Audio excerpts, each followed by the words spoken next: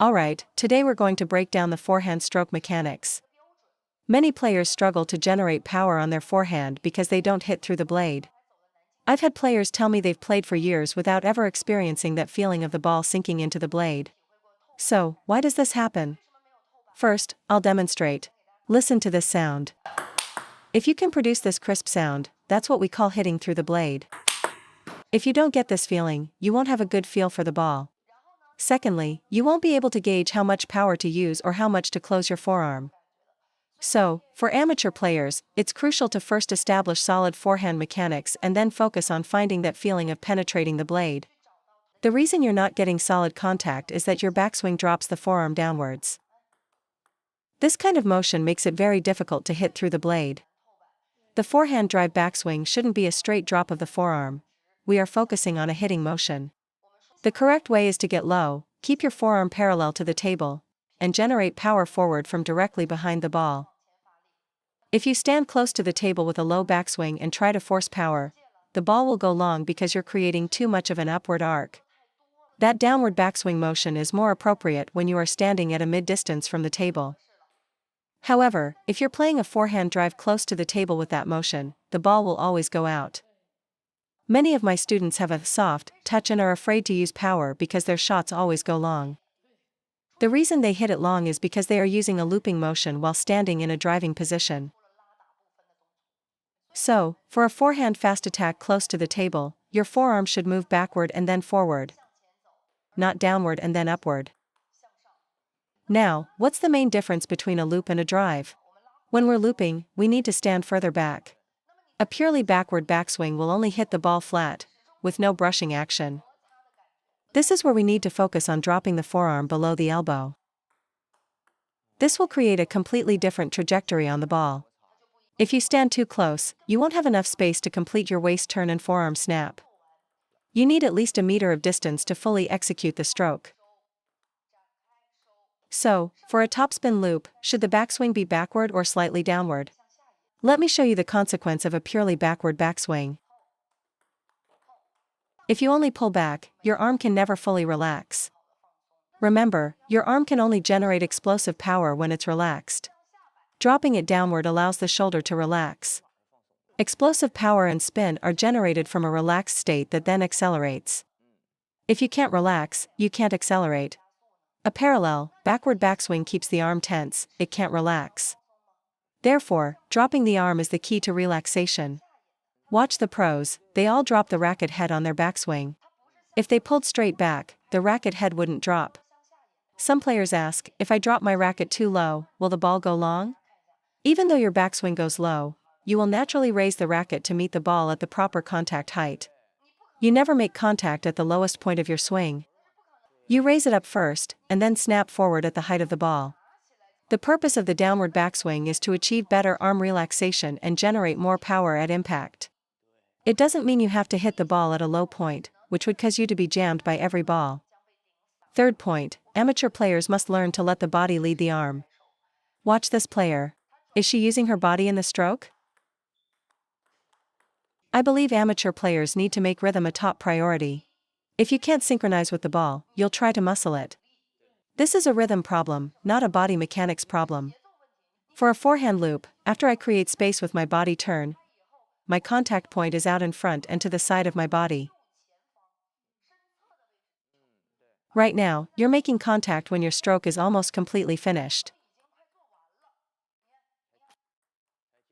Think of it this way, after the ball bounces, let it travel a little longer towards you.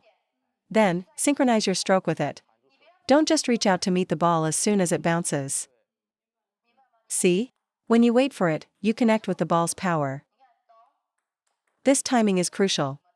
You have a tendency to fear missing the ball or getting jammed, but if you don't patiently find the right contact point, you will always be either too early or too late.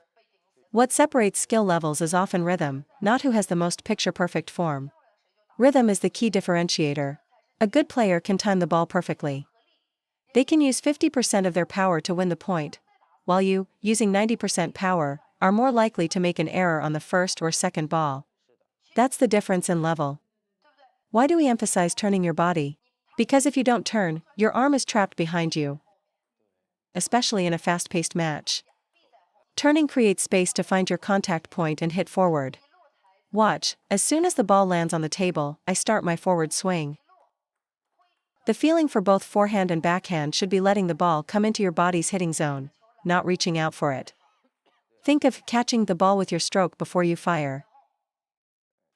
Don't just poke at it, you won't time the ball's power. You need to draw back to your most comfortable position and then strike. So, the most advanced form of power in table tennis isn't generating it yourself, but rather using your opponent's pace during a rally. By using their power, I don't have to exert as much effort, and I can control the ball, place my shots, and maintain consistency with high quality. That's the mark of an expert. This applies to footwork too. You should step into position, make contact, then step to the forehand, and make contact at the same point. If the ball is faster, your stroke frequency increases, but your point of contact remains the same. A truly difficult opponent will disrupt your rhythm. That's why playing against pimples is awkward. The pace is inconsistent, heavy, then floaty, fast, then slow. They might twiddle and loop one, then chop block you short. That's what makes it awkward. Why is playing against inverted rubber more comfortable? Because the pace is consistent. We always try to solve problems with power. If we can't hit a winner, we think we need more power, which leads to unforced errors. Your opponent then wins by capitalizing on your mistakes. The backhand is the same principle. As the ball comes, wait for it to travel towards you, then swing forward. Now our forces are synchronized. You, on the other hand, reach forward for the ball. That's why you have to stand so close to get any power, but if the ball is deep, you'll hit the net or get jammed every time. Look, I can wait here for the ball to reach its peak. I have time. What are you afraid of? I can stand here, wait, and then hit. If I want more power, I just accelerate my motion. It's the same for fast balls. This timing isn't just for slow rallies. Look, the rhythm for a fast rally is 1-2, 1-2. For a slow rally, it's 1-2, 1-2. This way, you are never dictated by your opponent's pace. A faster ball just means you speed up your motion, but the rhythm is the same. I'm not rushing my contact point. This is extremely important. Your contact point must be relatively consistent. It shouldn't change based on the ball's speed. I'll show you a side-to-side drill. At a slow pace, the rhythm is 1, 2, 3, 4. When you practice, you should deliberately try to find this rhythm. Now, let's speed it up. See? It's still 1, 2, 3, 4. Do I look rushed? No, it's very stable, because the rhythm is good. Because for every ball, from slow to fast, I'm only increasing the frequency of my body's movement. Once your rhythm is stable, your stroke becomes stable. Let's talk about backspin. Is this how you loop it? That's why you feel you can't get power on your backhand, and the ball's trajectory is always too short. Why can't you generate power? Because you're not turning to let the ball give you some forward momentum to work with. You're essentially reaching out to meet the ball, which means you can't use any force. Although you're drawing your racket back, you're hitting the ball too far away from your body, causing you to lose your timing with the ball. You need to absorb the ball back into your hitting zone to create space. As you take your backswing, let the ball come to you. Don't rush, wait for a moment, and then make contact to use its energy. Your problem is that you are too rushed. Your motion is always reaching forward to meet the ball. With such a small motion, you're not using your hips, upper arm, or forearm at all. How can you possibly loop the ball effectively? The issue right now is that your backswing is too fast and too tense. Watch, as he serves, I match my backswing to his tempo. A slow, relaxed preparation, then snap at contact. Your two problems are, your backswing is too tense, and it's too quick. Yes, you need to prepare as your opponent strikes the ball, but you must match their rhythm. A fast backswing forces you to rush the shot. Slow down the backswing, then hit. That's how you time the ball.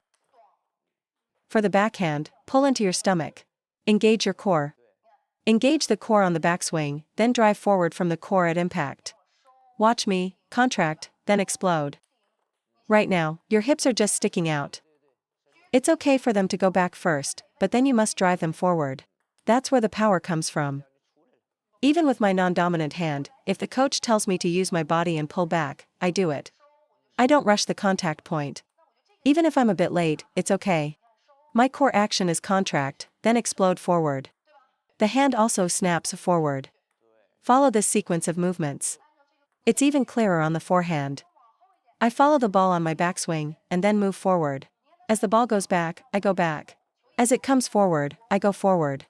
Now the timing is perfect.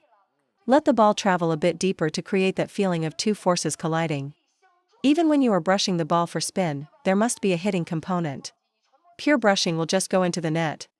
The collision of these two forces is what we call timing. You can't just proactively swing at the ball before it has even arrived. You might get the ball on the table that way, but you'll never achieve the power or quality of shot you're looking for. When you first practice this, it's okay if you're too late or too early. You must constantly try to feel out which contact point is the most comfortable and effective for you.